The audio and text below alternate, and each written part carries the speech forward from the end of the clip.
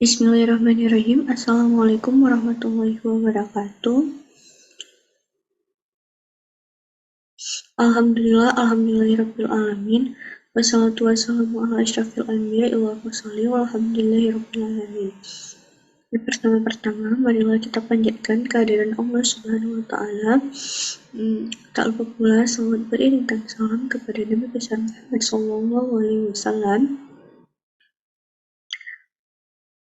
Pada hari ini saya diberikan kesempatan untuk mempresentasikan materi pada tugas mata kuliah pengantar kromatografi, yaitu presentasi hari ini berjudul kromatografi gas, di mana presentasi hari ini diberikan tugas oleh dosen pengampu saya, yaitu Bapak Dr. Insinyur Eli Sufriyadi SSI MSI. Kemudian perkenalkan, nama saya sendiri Faren Fahira dengan MPM 200810301069.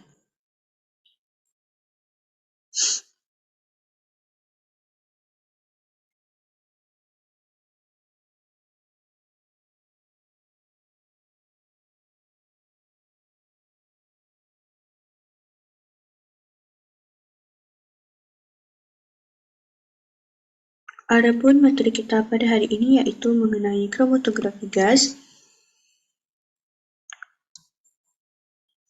Yang pertama kita ke introduction. Jadi kita perkenalan apa itu dari kromatografi gas, yaitu kromatografi gas biasanya digunakan untuk memisahkan campuran yang memiliki komponen-komponen yang dapat menguap pada suhu percobaan dan tidak terurai sebelum suhu 400 derajat Celcius dengan menggunakan gas sebagai fase geraknya.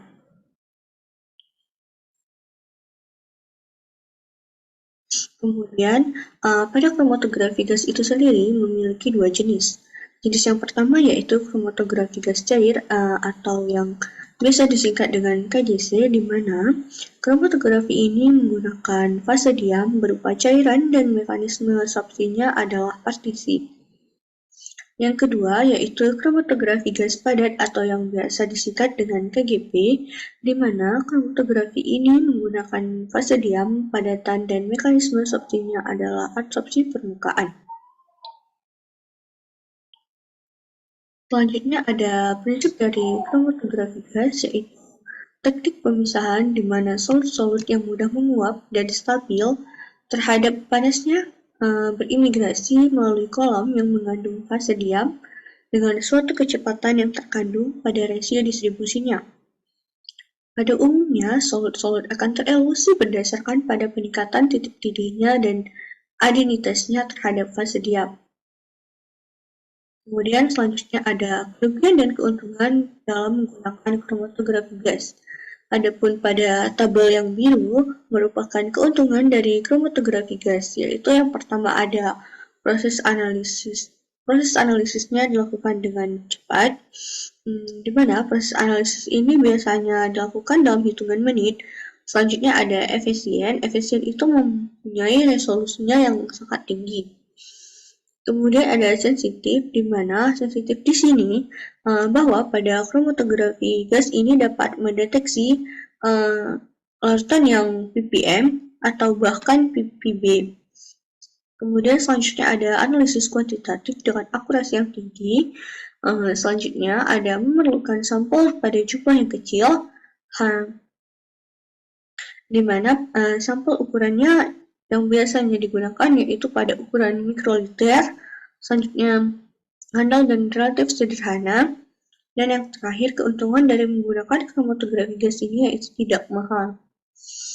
Adapun kerugian dari menggunakan kromatografi gas ini ada 3. Yang pertama yaitu terbatasnya pada sampel-sampel yang mudah menguap. Yang kedua, tidak sesuai untuk sampel yang termolabil. Yang terakhir yaitu cukup sulit untuk preparasi sampel dalam jumlah besar. Baik, selanjutnya faktor-faktor yang dapat mempengaruhi resolusi. Yang pertama yang perlu kita ketahui yaitu apa itu resolusi. Jadi resolusi merupakan ukuran apakah suatu senyawa terpisah secara baik atau tidak dengan senyawa lainnya. Jadi, resolusi pada kromatografi gas ini ditentukan oleh dua faktor. Yang pertama ada efisiensi kolom, yaitu menentukan pelebaran puncak kromatogram, di mana efisiensi kolom ini diukur dari jumlah theoretical plate atau harga HETP, di mana HETP merupakan panjang kolom yang dibutuhkan untuk tercapainya keseimbangan dari komponen sampel antara fase gerak dan fase diamnya, berdasarkan dengan rate teori dari Van de Merwe. Selanjutnya yang kedua ada efisiensi pelarut, di mana efisiensi pelarut ini menentukan posisi puncak dari kromatogram.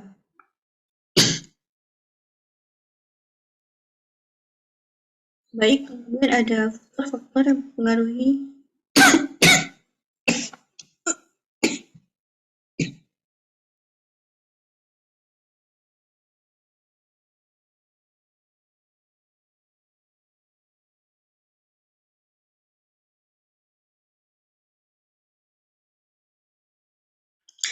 Baik, selanjutnya ada faktor-faktor yang mempengaruhi dari kromatografi gas. Yang pertama ada diameter partikel. Diameter partikel ini sendiri digunakan partikel support yang kecil berukuran serba sama atau homogen dan halus. Kemudian ada flow rate. Di mana penggunaan flow rate ini sedikit lebih tinggi akan menghambat waktu analisisnya. Selanjutnya ada karir gas. Karir gas digunakan untuk mendapatkan efisiensi yang tinggi. Penggunaan karir gas ini dengan BM yang tinggi seperti argon atau nitrogen, jika yang dipentingkan adalah waktu analisisnya, maka digunakan gas yang lebih ringan seperti helium dan hidrogen. Selanjutnya ada tipe fase diam, di mana komponen-komponen sampel yang harus mempunyai kelautan yang berbeda-beda pada fase diam tersebut. Selanjutnya jumlah atau konsentrasi fase diamnya. Yang ini di mana konsentrasi rendah akan mempercepat waktu analisis dan memungkinkan operasi dengan suhu yang sangat rendah. Selanjutnya ada tekanan. Tekanan ini merupakan efisiensi kolom semakin tinggi jika perbandingan tekanan masuk dan keluar dari kolom semakin rendah. Kemudian yang terakhir ada temperatur, yaitu resolusinya dapat diperbaiki dengan penurunan suhu kolom, tetapi penurunan suhu mengakibatkan suhu analisis lebih lama dan absorpsinya bertambah. Yang terakhir yaitu ada diameter kolom ini, di mana efisiensi kolom dipertinggi dengan memperkecil diameter dalam kolom.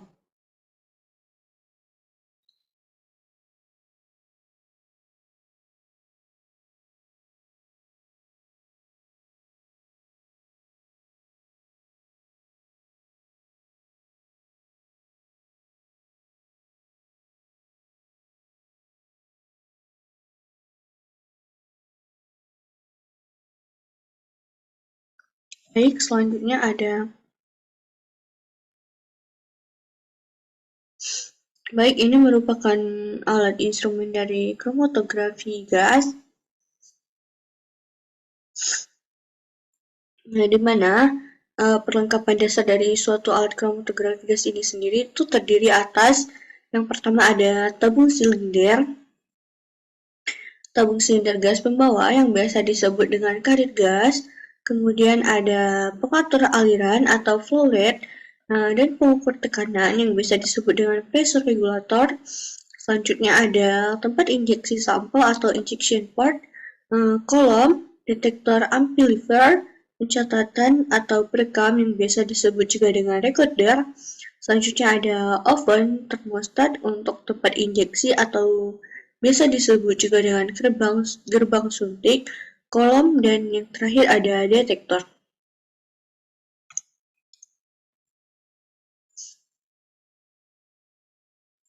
Kemudian ada gas pembawa. Gas pembawa di sini itu merupakan berfungsi sebagai fase gerak pada kromatografi gas, yakni tujuannya adalah untuk membawa solut ke dalam kolom sehingga gas pembawa tidak berpengaruh pada selektivitasnya, di mana kecepatan linier dari karir gas atau gas pembawa ini tersebut menentukan efisiensi kolomnya. Maka berikut adalah syarat dari gas pembawa atau karir gas. Yang pertama ada inert, yang kedua ada koefisien difusi sampel pada gas rendah, yang ketiga ada murni dan mudah diperoleh, selanjutnya murah, dan yang terakhir yaitu cocok untuk detektor yang digunakan.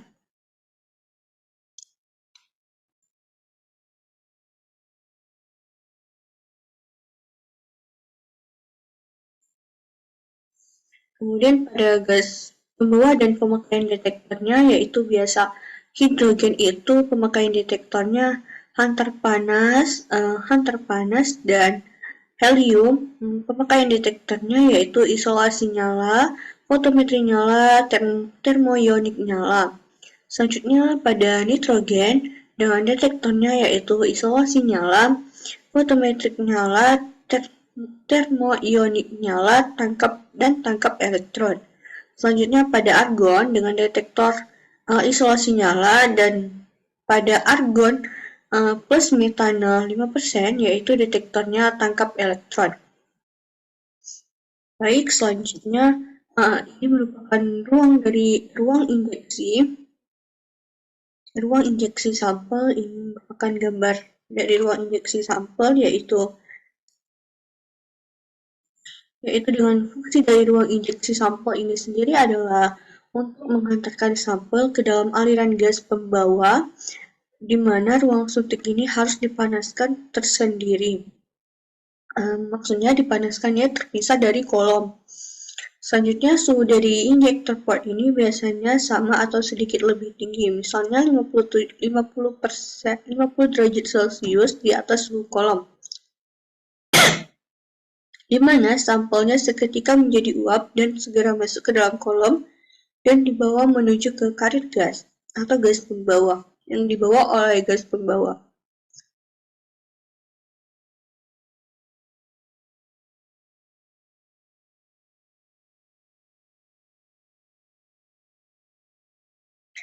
Baik, selanjutnya kita lanjutkan kepada kolom.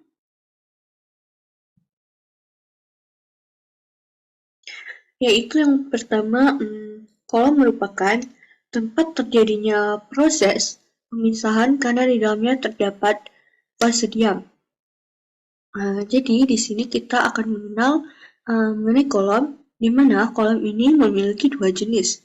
Ada dua jenis kolom pada kromatografi gas. Yang pertama yaitu kolom kemas yang biasa disebut dengan packing kolom, dan kolom kapiler yaitu yang bisa disebut dengan capillary column, di mana berikut merupakan tabel dari perbedaan kolom kemas dan kolom kapiler. Berdasarkan tabungnya, kolom kemas ini terdiri dari baja tahan karat atau yang biasa disebut dengan stainless, sedangkan kolom kapiler terbuat dari silika dengan kemurnian yang sangat mirip, dengan kandungan logam kecil dari 1 ppm. Sedangkan panjangnya pada kolom kemas 1-5 meter, pada kolom kapiler 5-60 meter. Diameternya yaitu pada kolom kemas 2-4 mm, sedangkan pada kolom kapiler 0,10-0,53 mm. Selanjutnya ada jumlah lempeng, yaitu pada kolom kemas 1000 meter, pada kolom kapiler 5000 meter. Sedangkan total lempengnya pada kolom kemas 5000, kolom kapiler 300.000, dan tebal lapisan film pada kolom kemas yaitu 10 mikron, pada kolom kapiler 0,05-1 mikron. Dan resolusi pada kolom kemas yaitu rendah, pada kolom kapiler tinggi. Dan kecepatan alirnya yaitu 10-60 ml per menit pada kolom kemas Sedangkan pada kolom kapiler yaitu 0,5 sampai 1,5 ml per menit.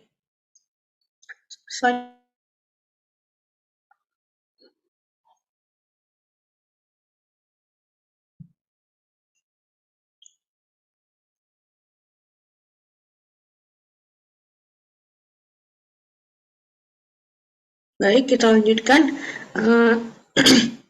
Kecepatan alirnya pada kolom kemas 10 sampai 60 ml per menit, pada kolom kapiler 0,5 sampai 1,5 ml per menit, dengan kapasitas pada kolom kemas yaitu 10 mikrogram per puncak, sedangkan pada kolom kapiler yaitu lebih kecil dari 100 mikrogram per puncak.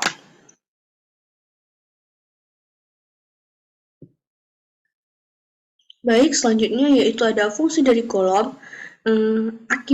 Akibatnya, setiap zat terlarut akan dielusi secara berurutan dari kolom dalam urutan terbalik dan besarnya gaya interaksi antara masing-masing zat terlarut dan fase diamnya. Kedua, penyebaran setiap zat terlarut pita, yaitu dispersinya, harus dibatasi sehingga setiap zat terlarut dielusi secara diam-diam. Jadi maka di sini ada fungsi yang pertama. Fungsi yang pertama yaitu kolom dicapai dengan memilih sistem fase yang sesuai, di mana fase diam yang optimal dalam gizi dan kombinasi optimum dari fase gerak dan fase diamnya adalah dalam LC. Untuk memisahkan zat terlarut, kemudian ada fungsi kedua dicapai dengan memilih sifat fisik optimum dari kolom. Biasanya kolom dimensi, diameter partikel, kecepatan fase gerak, dan lain-lain.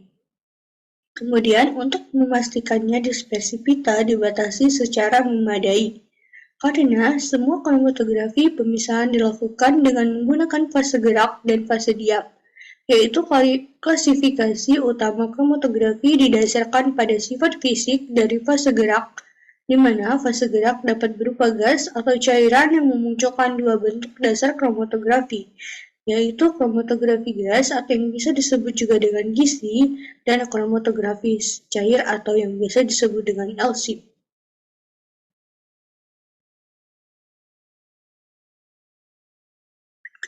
Kemudian ada detektor. Detektor sendiri merupakan perangkat yang diletakkan pada ujung kolom, tempatnya keluar fase gerak yang membawa komponen hasil dari pemisahan. Di mana detektor ini sendiri berfungsi untuk mengubah sinyal gas pembawa dan komponen di dalamnya menjadi sinyal elektrolit.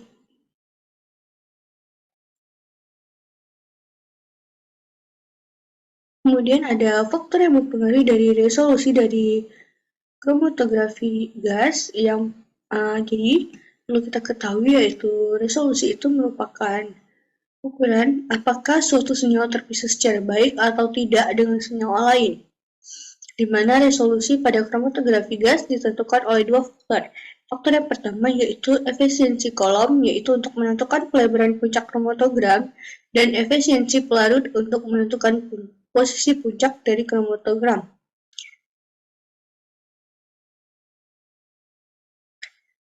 Di mana efisiensi kolom diukur dari jumlah theoretical flat atau harga HETP, di mana harga HETP adalah panjang kolom yang dibutuhkan untuk tercapainya keseimbangan dari komponen sampel antara fase gerak dan fase diamnya.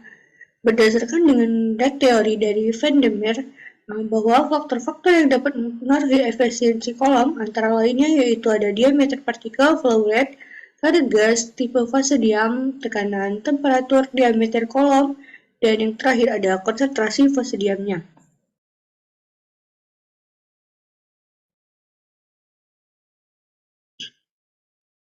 Baik, mungkin hanya itu saja yang dapat saya sampaikan. Lebih dan kurang saya mohon maaf.